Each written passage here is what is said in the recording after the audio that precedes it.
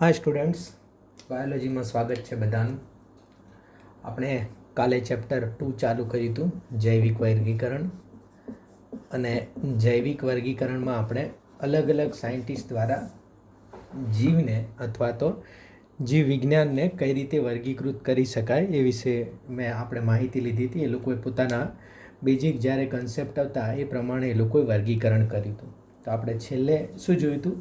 Linnaeus જોયું હતું કે ભાઈ લિનિયસે બેમાં વર્ગીકરણ કર્યું કે વનસ્પતિ સૃષ્ટિ હોય અને પ્રાણી સૃષ્ટિ હોય. આ વર્ગીકરણ બહુ ચાલ્યું, મતલબ સતત છેક લિનિયસથી આવીને સતત સુધી 3 સૃષ્ટિને, આ સૃષ્ટિને, 4 સૃષ્ટિને એવી રીતે વર્ગીકરણ થયું હતું. પણ છેલ્લે જે આપણે સ્વીકાર્યું, જેને આપણે સાયન્ટિફિક આધાર આપ્યો, અથવા તો એવું કહી શકાય કે જેને આપણે ભણીએ છીએ અત્યારના સાયન્સની બુકોમાં, જેને ભણીએ છીએ એ કયું વર્ગીકરણ ભણીએ છીએ? એ ભણીએ છીએ આપણે વિટેકરનું વર્ગીકરણ. બરાબર. R. H. વિટેકર આમને વર્ગીકરણ આપ્યું હતું 1969માં. બરાબર. શું RH નું પૂરું નામ છે? Robert Harding Whittaker.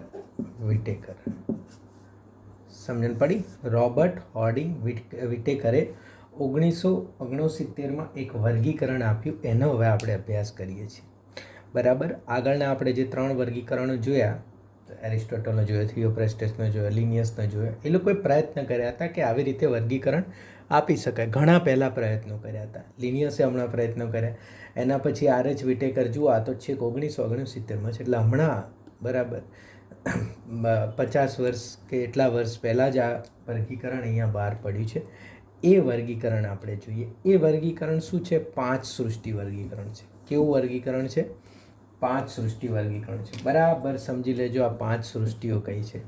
પહેલાં હું તમને 5 સૃષ્ટિઓ સમજાવીશ, પછી હું તમને કહીશ કે પહેલાંના વર્ગીકરણમાં શું પ્રોબ્લેમ હતા. 5 સૃષ્ટિ વર્ગીકરણ. હવે આ 5 સૃષ્ટિ વર્ગીકરણમાં એ લોકોએ શું કર્યું? તમને મેં આદિકોષ કેન્દ્રીય, સુકોષ કેન્દ્રીય સમજાવી દીધા છે, એકકોષીય અને બહુકોષીય સમજાવી દીધા છે. બરાબર. આદિકોષ કેન્દ્રીય એટલે શું છે? આદિકોષ કેન્દ્રીય અને સુકોષ કેન્દ્રીય, આ બંને વચ્ચેનો ફરક તમને ખબર છે. આદિકોષ કેન્દ્રીય એટલે આવી રીતના કોષ હોય અને એની કોષ કેન્દ્રમાં કોઈ પણ મતલબ કોષ કેન્દ્ર દિવાલ અથવા તો કોષ કેન્દ્ર પટલ ના હોય. બરાબર. કોષ કેન્દ્ર પટલ ના હોય અને આવી રીતના જ RNA DNA હોય. તો આદિકોષ કેન્દ્રીય છે. સુકોષ કેન્દ્રીયમાં કોષ કેન્દ્ર પટલ હોય અને કોષ કેન્દ્ર થોડું વિકસિત હોય, અંગિકાઓ બધી વિકસિત હોય છે. આ છે સુકોષ કેન્દ્રીય. બેક્ટેરિયા બધા આદિકોષ કેન્દ્રીય ધરાવતા હોય અને બીજા બધા જે છે સુકોષ કેન્દ્રીય. હવે સુકોષ કેન્દ્રીય કોષમાં જો કોઈ એક જ કોષ દ્વારા આખું પ્રાણીઓ, આદિકોષ કેન્દ્રીય બધા એક કોષીય જ હોય. બરાબર. બેક્ટેરિયા બધા આદિકોષ કેન્દ્રીય હોય અને એક કોષીય હોય. સુકોષ કેન્દ્રીય કોઈ એક કોષીય હોય અને સુકોષ કેન્દ્રીય હોય, તો આનાથી તો અલગ થઈ ગયો ને. બરાબર. તો એક કોષીય અને સુકોષ કેન્દ્રીય એ અલગ હોય. એટલે આ લોકોએ કઈ રીતના સૃષ્ટિઓ પાડી હું તમને કહું. સૌથી પહેલી સૃષ્ટિ પાડી દીધી કે આદિકોષ કેન્દ્રીયની. જેટલા આદિકોષ કેન્દ્રીય હોય એ બધા આમાં આવી જાય. એટલે એ જે છે એ સૃષ્ટિનું નામ શું આપ્યું? મોનેરા. હવે તમને ક્લિયર ખબર પડી ગઈ હશે કે બેક્ટેરિયા બધા ક્યાં આવશે? મોનેરામાં આવશે. ક્લિયર થયું? હવે એ લોકોએ કીધું કે આમાં તો બધા આદિકોષ કેન્દ્રીય આવી ગયા. બરાબર. કે જેને કોષ કેન્દ્ર પટલ નથી એવા બધા આવી ગયા. એટલે બધા બેક્ટેરિયા લગભગ મોનેરામાં આવી જશે. પણ હવે એમને કીધું કે આપણે જે છે આમાં તો બધા એક કોષીય છે, પણ અમુક બીજા એક કોષીય છે અને એ સુકોષ કેન્દ્રીય છે, આદિકોષ કેન્દ્રીય નથી. એટલે આમે તો નહીં મૂકી શકાય. તો એમને પછી શું કર્યું? નવી સૃષ્ટિ પાડી. આ સૌથી નવી લેટેસ્ટમાં આવેલી આ સૃષ્ટિ છે, પ્રોટિસ્ટા. બરાબર. પ્રોટિસ્ટા જે છે આખી નવી સૃષ્ટિ પાડી. આમાં શું છે? એક, અને આ વારે વારે પૂછાય છે, આ બધા એક કોષીય જ હોય પણ આ આદિકોષ કેન્દ્રીય હોય ને આમાં એક કોષીય, આમાં અમે ખોટું દોર્યું છે, આવી રીતે ના હોય વચ્ચે. બરાબર. હા, આમાં એક કોષીય અને સુકોષ કેન્દ્રીય. બરાબર. એટલે કોષ કેન્દ્ર એમનું વિકસિત હોય. એટલે એક કોષીય, સુકોષ કેન્દ્રીય બધા ક્યાં આવી ગયા? પ્રોટિસ્ટામાં આવી ગયા. અત્યારે સમજો, ઉદાહરણ આપણે જોઈશું કે આમાં શું આવશે. આમાં બધા બેક્ટેરિયા આવી ગયા. બરાબર. આમાં પ્રોટિસ્ટા બધા આવી ગયા. બરાબર. એટલે જે અમીબા છે, પેરામિશિયમ છે, એ બધા આવશે કે એ કોષીય જ છે પણ સુકોષ કેન્દ્રીય છે. હવે પછી એ લોકોએ શું કર્યું?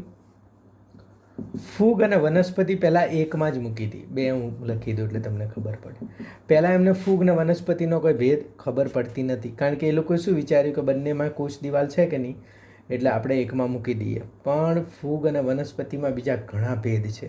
એક તો કોષ દિવાલ જે છે ફૂગની જે છે એ શેની છે, કાઇટિનની બનેલી છે. વનસ્પતિની શાની બનેલી છે, સેલ્યુલોજની બનેલી છે. બીજું, ફૂગની પોષણ પદ્ધતિ અલગ છે અને વનસ્પતિની પોષણ પદ્ધતિ જે છે એ શું છે, અલગ છે. ફૂગ વિષમપોષી છે, વનસ્પતિ સ્વયંપોષી છે.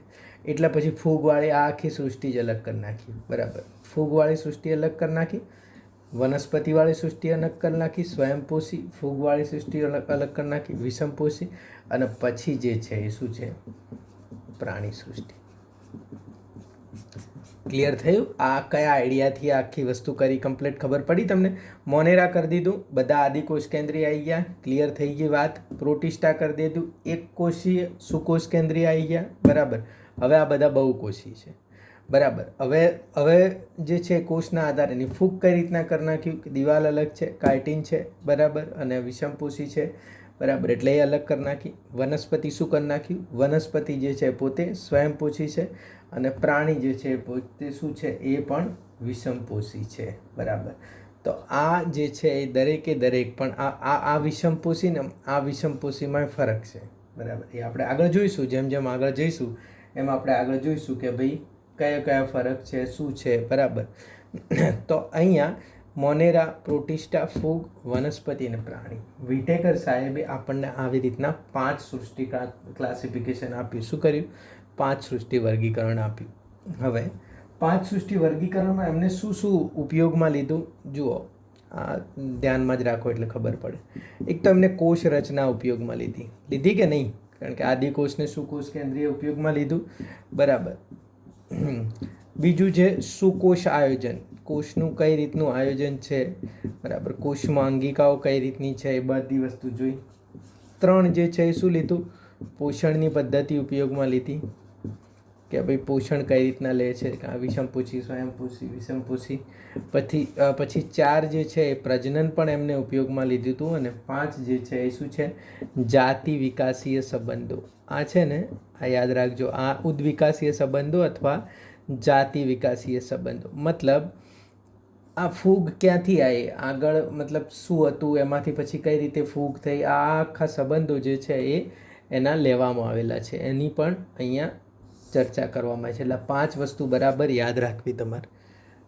થઈ ગઈ 5 વસ્તુ કમ્પ્લીટ દેખાય છે ને તમને?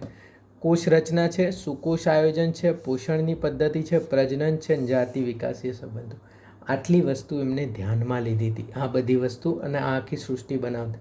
અને તમે વિચારો કેટલા વર્ષો પછી આવી રીતે આપણને ક્લાસિફિકેશન મળ્યું છે. હવે એક એનસીઆરટીએ નાનકડો ફકરો આપ્યો છે, ત્રિક્ષેત્રીય વર્ગીકરણ કરીને. નાનકડો જ ફકરો આપેલો છે, ત્રિક્ષેત્રીય વર્ગીકરણ કરીને. એમાં કંઈ નથી કર્યું. હકીકતમાં એ જે છે ત્રિક્ષેત્રીય લખેલું છે અને સૃષ્ટિ એમાં 6 છે. આમાં મોનેરાને 2 ભાગ કરી દીધા છે. મોનેરા જે છે ને, મોનેરા ધારો કે આપણે ભૂસી નાખીએ તો યુ બેક્ટેરિયા, આર્કી બેક્ટેરિયા, આ અલગ ટાઈપના બેક્ટેરિયા. મોનેરામાં બધા ટાઈપના બેક્ટેરિયા આવે, અને યુ બેક્ટેરિયા, આ બંનેને અલગ કરો એટલે આ શું થઈ જાય, 6 સૃષ્ટિ થઈ જાય. યાદ રાખજો, કોને આપેથી? કાલ વુસ દ્વારા આપવામાં આવી હતી 6 સૃષ્ટિ 1977માં. પણ આ કંઈ બહુ ચાલી નહીં. એના પછી 7 સૃષ્ટિ આપી, પણ 5 સૃષ્ટિવાળી એકદમ કમ્પ્લીટ ચાલી. એટલે આ ખાલી કાલ વુસ આપણે યાદ રાખવાનું, ઇંગ્લિશમાં કાલ વુસ આવી રીતે લખાય છે. બરાબર, તો આટલું ખાલી આપણે યાદ રાખવાનું કે હા, આવી રીતના 6 સૃષ્ટિ આપેલી હતી, અથવા તો ત્રિક્ષેત્રીય આપેલી હતી. જો એક તો આ ક્ષેત્ર ગણ્યું, એક આ ક્ષેત્ર ગણ્યું ને એક આ આખું ક્ષેત્ર ગણી નાખ્યું. 3 ક્ષેત્રો એવી રીતે કેવી રીતે ગણ્યા? એનસીઆરટીમાં આપેલું છે કે ત્રિક્ષેત્રીય, એટલે એક આર્કી બેક્ટેરિયા એક ક્ષેત્ર ગણ્યું, યુ બેક્ટેરિયા એક બીજું ક્ષેત્ર ગણ્યું, અને આ જે છે આ આખું ત્રીજું બેક્ટેરિયા. મતલબ આદિકોષ કેન્દ્રીયમાં 2 ક્ષેત્રો અને સુકોષ કેન્દ્રીયને આખું અલગ જ ક્ષેત્ર ગણી નાખ્યું. એટલે સુકોષ કેન્દ્રીયમાં એ લોકોએ આવી રીતે 4 ભાગ પાડે. એટલે આવી રીતના 6 સૃષ્ટિવાળું વર્ગીકરણ આપ્યું હતું. નાનકડો ફકરો છે એનસીઆરટીમાં. બરાબર, હવે બીજી શું વસ્તુ છે કે 5 સૃષ્ટિ વર્ગીકરણમાં એમને શું વસ્તુ જે છે એ પહેલાંની વર્ગીકરણમાં ભેગી હતી, અને 5 સૃષ્ટિ વર્ગીકરણમાં કેવી રીતે જે છે એને અલગ કરી, એ વસ્તુ જોવાનું છે. ક્લિયર થઈ ગયું તમારી 5 સૃષ્ટિ વર્ગીકરણ આરએચ વિટેકરે?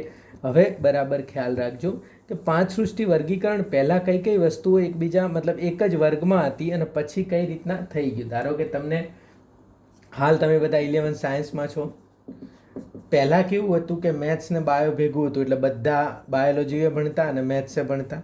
પણ જેવો જ એક રૂલ બદલ્યો એટલે શું કીધું કે આ બધા છોકરાઓ પહેલાં ભેગા બેસતા, હવે અલગ અલગ બેસે, એટલે હવે તમે બધા અલગ થઈ ગયા. હજી ધારો કે કોઈ રૂલ બદલે કે બાયોલોજીવાળાઓને ફિઝિક્સ ભણવાની જરૂર નથી, તો ફિઝિક્સવાળા અલગ થઈ જાય, કેમિસ્ટ્રીવાળા મતલબ બાયો અને કેમિસ્ટ્રીવાળા અલગ થઈ જાય. હવે એ લોકોને કહે કે બીજે લોકોને ડૉક્ટરમાં જ જવું હોય, એ લોકો જે છે એ સાયકોલોજીને આ બધી વસ્તુ ભણશે. જે લોકોને બીજી બધી બીએસસી કે કરવું હોય તો આ લોકો ભણશે. તો એવી રીતે અલગ થઈ જાય ને, તો બસ એવી રીતે નવા નવા રૂલ આવતા રહ્યા અને વસ્તુઓ અલગ થતી રહી. સમજણ પડી? હવે જુઓ કઈ રીતના પહેલાંની વસ્તુમાં આ બરાબર ધ્યાન રાખજો. આ ટૉપિક સમજણમાં ના આવે એવો છે, એટલે ક્લિયર તમને સમજણમાં આવી જવો જોઈએ. પહેલાંની વર્ગીકરણ પદ્ધતિઓમાં શું હતું? એક તો પહેલાં હતા બેક્ટેરિયા. જો અમુક ઉદાહરણો તમારે થોડી વાર પછી આવશે, એટલે એ તમને ના ખબર પડે, હું અહીંયા સમજાવી દઈશ. બીજું હતું નીલ, હરિત, લીલ. નીલ એટલે બ્લુ કલર, હરિત એટલે ગ્રીન કલર, લીલ એટલે આલ્ગી. બરાબર. હવે આ જે છે એ શું છે? પેલામાં બેક્ટેરિયામાં જ છે, આદિકોષ કેન્દ્રીય જ હોય છે. બરાબર. પછી ફૂગ, પછી 4 જે છે મોસ છે, આ વનસ્પતિ છે. મોસ એ વનસ્પતિ, નાનું નાનું ઘાસ આવે ને એને મોસ કહેવામાં આવે. બરાબર. અને શેવાળ પણ કહી શકાય. બરાબર. પછી 5 છે દ્વિઅંગી, આ પણ વનસ્પતિ છે, આગળ જોઈશું. પછી 6 છે ત્રિઅંગી, આ પણ વનસ્પતિ છે, આગળ જોઈશું. 7 જે છે અનાવૃત બીજધારી. અનાવૃત બીજધારી તમે જોઈ આવ્યા પણ તમને કંઈ ખબર નથી પડી, તો એ પણ આગળ જોઈશું. અને 8 છે આવૃત બીજધારી. ક્લિયર વસ્તુ ધ્યાન રાખો. આ બધી વસ્તુઓ એક જ સૃષ્ટિમાં હતી, અને કઈ સૃષ્ટિમાં હતી? વનસ્પતિમાં. પહેલાં આ બધી શેમાં હતી? વનસ્પતિમાં.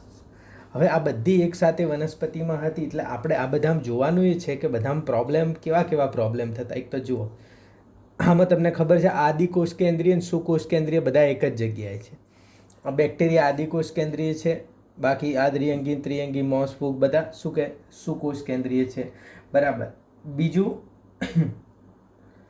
આ નીલ, હરિત, લીલ અને બેક્ટેરિયા બંને જ ખાલી આદિકોષ કેન્દ્રીય છે, બાકી બધા સુકોષ કેન્દ્રીય.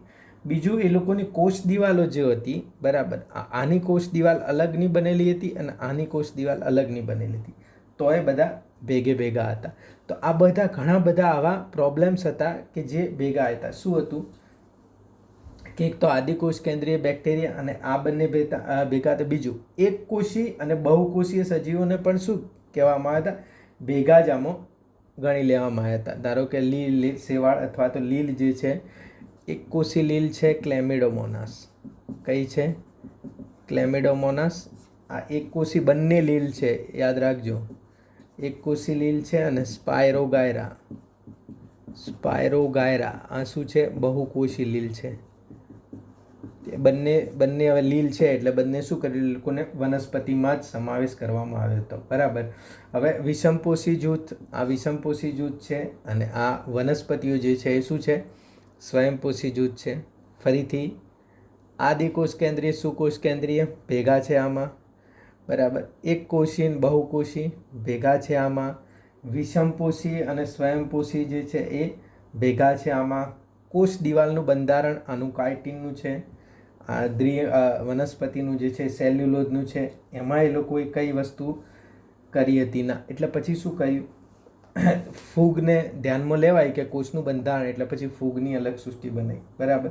હવે ધ્યાનમાં લેવાયું કે આદિકોષ કેન્દ્ર, એટલે પાછી મોનેરાની અલગ સૃષ્ટિ બની. પછી ધ્યાનમાં લેવાયું કે સુકોષ કેન્દ્રીય એક કોષી, એટલે શું પાછું શું કર્યું? પ્રોટિસ્ટા અલગ બની. પણ એવું નથી કે આ અલગ બની ગઈ એટલે આમાં કંઈ પ્રોબ્લેમ જ નથી. ઘણા પ્રોબ્લેમ છે. એક હવે સમજો, આ ક્લેમિડોમોનાસ જે છે એ એક કોષી છે અને વનસ્પતિ છે. બરાબર. લીલ એટલે વનસ્પતિ જ છે ક્લેમિડોમોનાસ. હવે આની પોષણ પદ્ધતિ જે છે એ તો સ્વયંપોષી છે. બરાબર.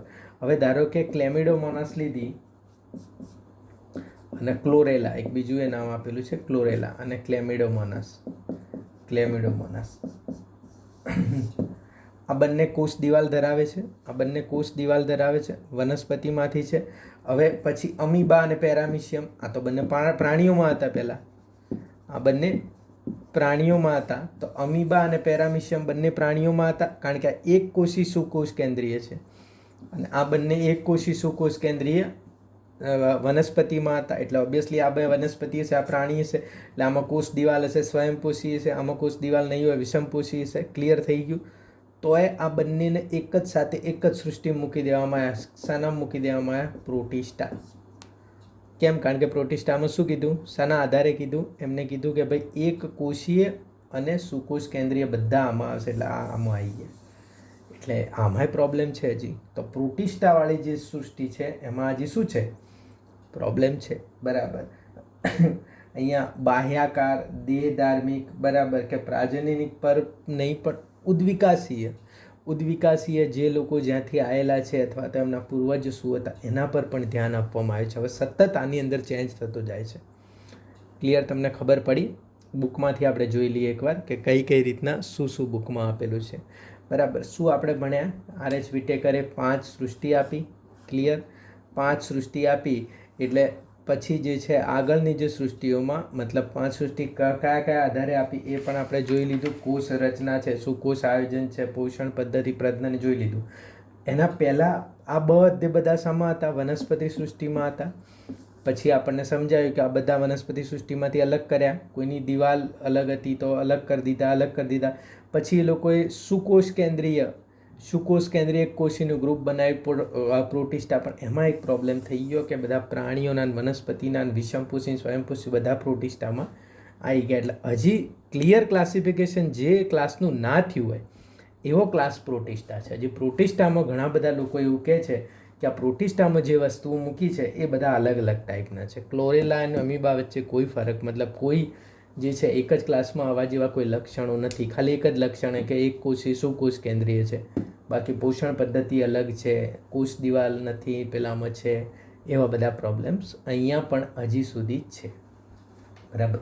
બુકમાંથી જોઈ લઈએ કઈ રીતે શું કહે છે આપણને આ જગ્યા. એક તો આ કોઠો તમારે ક્લિયર કરી દેવાનો છે, કમ્પ્લીટ આ કોઠો કરવાનો છે. કોષ પ્રકાર મોનેરામાં આદિકોષ કેન્દ્રીય, બાકી બધા સુકોષ કેન્દ્રીય. કોષ દિવાલ મોનેરામાં જુઓ આ પૂછાય છે અને આ પૂછાશે જ. સેલ્યુલોઝ વિહીન, polysaccharide plus amino acid. Protista કેટલાકમાં હાજર? મેં તમને કીધું ને કે પ્રોટિસ્ટામાંથી જે વનસ્પતિમાં ગયા હશે એમનામાં હાજર હશે, પ્રાણીઓમાંથી ગયા હશે એમાં નહીં હાજર હોય. પછી ફૂગમાં બધામાં હાજર, સેલ્યુલોઝ વિહીન. વનસ્પતિમાં બધામાં હાજર, બરાબર, સેલ્યુલોઝવાળી, આ કાઇટિનની બનેલી હોય.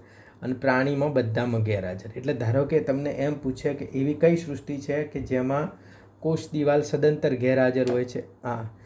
એવી કઈ સૃષ્ટિઓ છે કે જેમાં કોષ દિવાલ હાજર હોઈ શકે છે? તો તમે પ્રોટિસ્ટાને બિલકુલ કાઢી ના હોઈ શકે એમાં તો આવે પછી. આ ક્લિયર થઈ ગયું? આ કોષ કેન્દ્ર પટલ આમાં ગેરહાજર હોય, કોષ કેન્દ્ર પટલ ના હોય એટલે તો આદિકોષ કેન્દ્રીય હોય. હાજર. દૈહિક આયોજન આમાં કોષીય મતલબ એક જ કોષવાળું આયોજન, એટલે એક કોષીય. આમાં બહુકોષીય, શિથિલ પેશી અંગ અને અંગતંત્ર. પોષણની પદ્ધતિ સ્વયંપોષી, રસાયણ સંશ્લેષી, પ્રકાશ સંશ્લેષી તથા વિષમપોષી, મૃતોપજીવી, પરોપજીવી. આટલા પ્રકારનું. આમાં સ્વયંપોષી, પ્રકાશ સંશ્લેષી અને વિષમપોષી. આમાં સ્વયંપોષી હોય જ નહીં. વિષમપોષી, મૃતોપજીવી, પરોપજીવી. આમાં સ્વયંપોષી, પ્રકાશ સંશ્લેષી બધા. આમાં વિષમપોષી, હોલોઝોઇક, પ્રાણીસમ, મૃતોપજીવી વગેરે. બરાબર. હોલોઝોઇક એટલે પ્રાણીજમ. આપણે મોઢાથી જે જમવાનું જમીએ ને એને હોલોઝોઇક કહેવાય. બરાબર. પ્રાણીસમ. એટલે આ કોઠો તમે ક્લિયર કટ કરી દેજો. કમ્પ્લીટ આ કોઠો તમને આવડવો જોઈએ. ગમે ત્યારે આમાંથી નીટમાં ક્વેશ્ચન હશે. હવે જોઈ લઈએ શું છે આર.એચ. વિટેકર. આર.એચ. વિટેકર 1969 દ્વારા આર.એચ. વિટેકર દ્વારા 5 સૃષ્ટિ વર્ગીકરણ રજૂ કરવામાં આવી.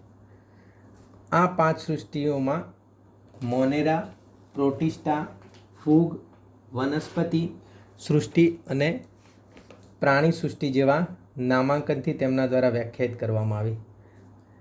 તેમના દ્વારા વર્ગીકરણ માટે ઉપયોગમાં લેવાતા મુખ્ય માપદંડો કોષ રચના, સુકાય આયોજન, બરાબર, પોષણની પદ્ધતિ, બરાબર,